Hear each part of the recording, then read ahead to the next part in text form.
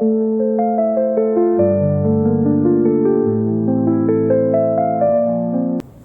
day everyone and welcome. My name is Angelica Christiani Susanto from Information System 25A. Today we're going to discuss a very important topic in the world of modern business, which is corporate social responsibility and managerial ethics, or simply CSR and ethics. In the past, the role of a business seemed simple: make profits, grow, and satisfy shareholders. But today, things have changed. People now ask for deeper questions. Is the company creating jobs fairly? Is it protecting the environment? Is it treating employees with respect? In other words, businesses are no longer judged by their financial performance, but also by their social performance. So, what exactly do we mean by CSR? There are two contrasting perspectives. The first is the classical view. This view argues that the only responsibility of management is to maximize profits. Social initiative, according to this perspective, only add costs, and those costs eventually land on the customer. But then we have the socio-economic view. This perspective says businesses are not just economic machines. They are part of society, and therefore they have obligations beyond profit making, such as protecting communities, improving quality of life, and safeguarding the planet.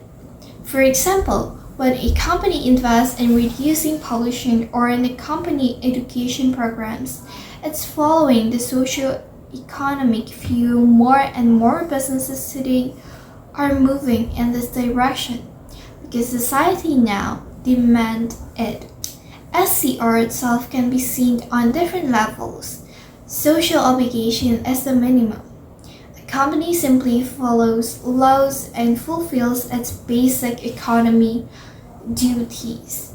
Social responsibility goes further. Businesses aim for long-term goals that actually benefit society, and social responsiveness is the highest level. The company actively adapts to society's changing needs and expectations. Let's take an example. Imagine a manufacturing company. At the obligation level, it follows environmental laws and pays taxes. At the responsibility level, it sets its own long-term goals to reduce the waste. At the responsiveness level, it quickly adopts new technologies as soon as they are available, even before being forced by regulation. That is the difference between merely complying and truly caring. Some skeptics still ask, does CSR hurt profits?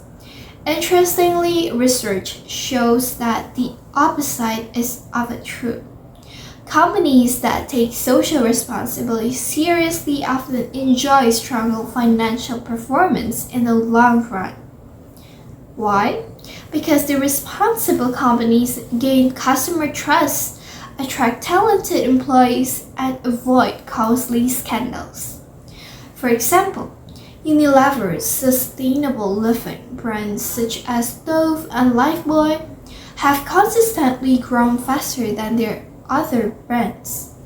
On the other hand, companies that ignore responsibility often pay the price. So, think of the BP during the Deepwater Horizon oil spill. The lack of responsibility led to billions in fines and a damaged reputation that still haunts the company. So the lesson is clear: doing good and doing we are not opposite. They often go hand in hand. CSR also connected strongly to values. This is where value-based management comes in. Value-based management, when managers define, promote, and practice shared organizational values, These values then act as a compass, guiding every decision and action. For example, a company might have value like integrity, respect, and innovation. When those values are truly lived, they influence marketing, shape teamwork, and build trust with employees and customers alike. But building shared values is not easy. Managers must work actively to create a culture that employees believe in.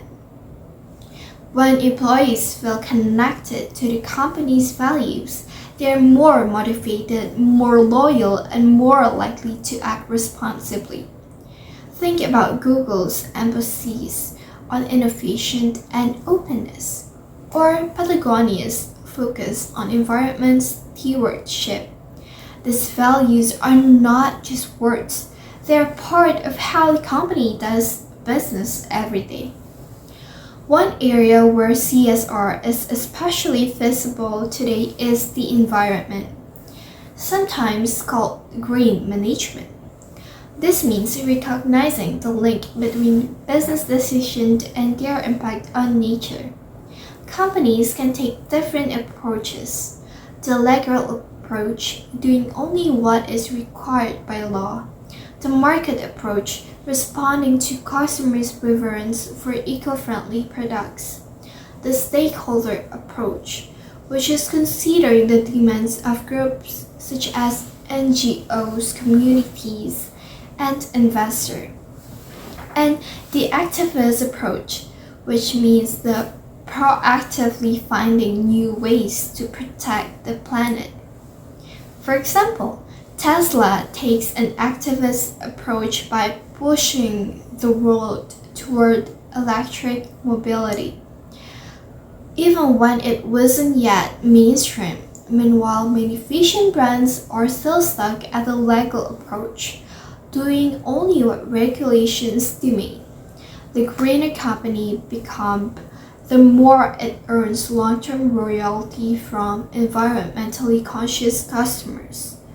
So now let's shift into the managerial ethics. CSR is about companies' responsibility to society. Managerial ethics, on the other hand, is about how managers decide what is right and what is wrong in their daily decision. There are four major ethical perspectives. First, utilitarian view, which means about choosing actions that provide the greatest benefit for the greatest number. Second, rights view, respecting and protecting individual freedoms and rights. Third, justice view, which means applying rules fairly and without bias. Fourth, integrative social contract view, which means balancing universal ethical principles with local cultural norms.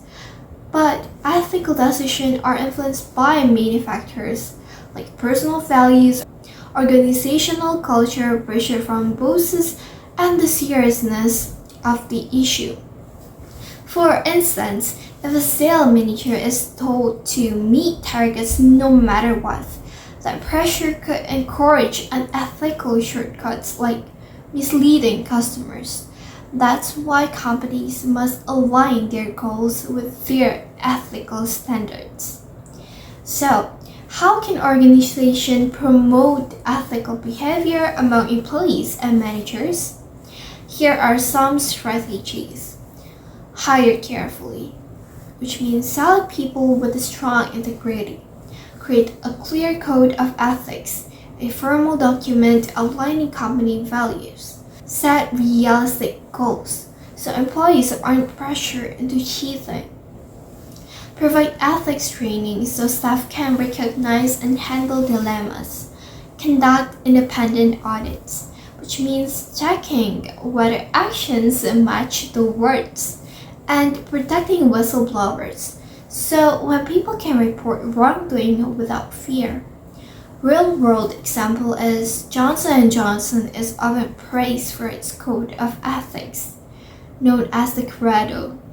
which emphasize responsibility to patients, employees, communities, and shareholders. This value system helped guide their action during crises, like the Tylenol poisoning case in 1980s, where they actively, transparently, and responsibly saving their own reputation. So, to wrap up, corporate social responsibility or SCR and managerial ethics are no longer optional. They are essential pillars of business success today. A company that focuses only on profits may survive for a while, but a company that balances profitability with responsibility, fairness, and sustainability will thrive for generations. As future managers, leaders, or entrepreneurs, it is up to us to ensure that the organization we build are not only profitable but also with ethic, socially responsible. Thank you so much. Thank you for your attention.